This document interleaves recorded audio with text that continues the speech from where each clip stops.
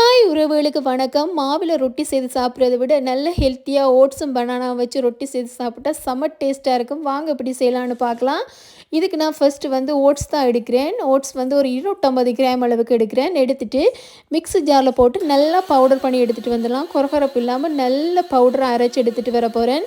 இப்போ மிக்ஸி ஜாரில் போட்டு நல்லா பவுடர் பண்ணி எடுத்துட்டேன். அடுத்ததாக இதுக்கு வந்து 2 வாழைப்பழம் தான் எடுக்கிறேன். நல்ல கனிஞ்ச வாழைப்பழமாக எடுத்து தோலெல்லாம் உரிச்சிட்டு நல்ல பேஸ்ட்டாக வந்து மசிச்சு எடுத்துடலாம். நல்லா மசிச்சுட்டு அடுத்ததாக பவுடர் பண்ணி வச்சுக்கிற ஓட்ஸை வந்து இந்த பனானா கூட மிக்ஸ் பண்ண போகிறேன். அடுத்ததாக இதுக்கு கொஞ்சமாக கோகோனட் எடுத்துருக்கிறேன். கோகோனட்டையும் இது கூட சேர்க்கிறேன். அடுத்ததாக எள்ளு தான் எடுத்துருக்கிறேன். எள்ளு இதோட சேர்த்து சாப்பிடும்போது செம்ம டேஸ்ட்டாக இருக்கும். அடுத்ததாக இதுக்கு தேவையான அளவு உப்பு சேர்க்கிறேன். சேர்த்துட்டு இப்போ இது எல்லாத்தையும் ஒரு தடவை நல்லா கலந்து விட்டுடலாம். எல்லாம் ஒன்றா சேரக்கூடிய மாதிரி நல்லா கலந்து விட்டுட்டு கைகளால் நல்லா அழுத்தி பிசைஞ்செடுக்கலாம். இதுக்கு தண்ணி எதுவும் தேவையில்லை. வாழைப்பழத்துலேயே தனியாக வடிவாக குழைச்சி எடுத்துடலாம். இப்போ குழைச்சி எடுத்துகிட்டு குட்டி குட்டி உருண்டை ஆக்கிட்டு நான் சின்ன குட்டி ரொட்டியாக தான் தட்டி எடுக்க போகிறேன். இப்போ தட்டி எடுத்துகிட்டு அடுத்ததாக வந்து நான் வந்து எள்ளில் தான் டிப் பண்ண போகிறேன். எள்ளில் வந்து டிப் பண்ணி இந்த ரொட்டி சாப்பிடும்போது செம டேஸ்ட்டாக இருக்கும்.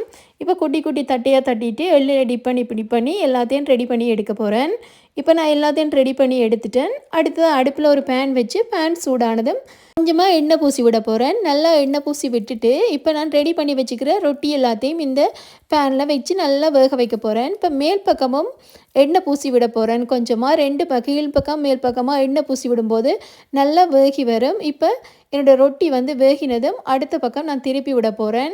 இந்த ரொட்டி வந்து லோ ஃப்ளேமில் வச்சு தான் வேக வைக்கணும். அப்போ தான் நல்லா வெளியில் வந்து வேகின மாதிரி இருக்கும், ஆனால் உள்ளே வேகாத மாதிரி இருக்கும். லோ ஃப்ளேமில் வச்சு ரெடி பண்ண போது நல்லா வேகி வரும். இப்போ நான் வந்து எல்லா ரொட்டியும் எடுத்துட்டேன். மீதி இருக்கிற என்னுடைய ரொட்டிகளையும் நான் வேக வச்சு எடுக்க போகிறேன். இப்போ பாருங்கள், மற்ற ரொட்டிகளையும் நான் வேக வச்சு எடுத்துகிட்டு வந்துட்டேன். இப்போ என்னுடைய ரொட்டி எல்லாமே ரெடி ஆகிட்டு இப்போ பாருங்கள் இவ்வளோ சூப்பராக ரெடி ஆகிட்டு வந்துட்டேன். உண்மையிலேயே சூப்பரான ஒரு ஹெல்த்தியான ரெசிபி தான். மாவில் செய்கிறத விட ஓட்ஸும் பனானா வச்சு செய்யும்போது டேஸ்ட்டுமே சூப்பராக தான் இருக்கும்.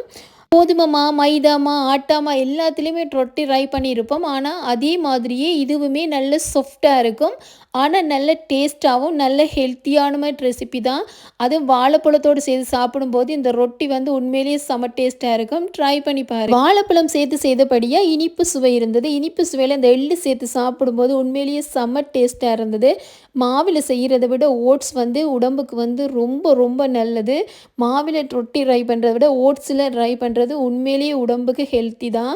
ட்ரை பண்ணி பாருங்கள். இந்த வீடியோ உங்களுக்கு பிடிச்சிருந்தால் லைக் பண்ணுங்கள், ஷேர் பண்ணுங்கள், மறக்காமல் சப்ஸ்கிரைப் பண்ணுங்கள். இதுபோல் இன்னொரு வீடியோவில் சந்திக்கிறேன். ஓகே உறவுகளே, பாய்.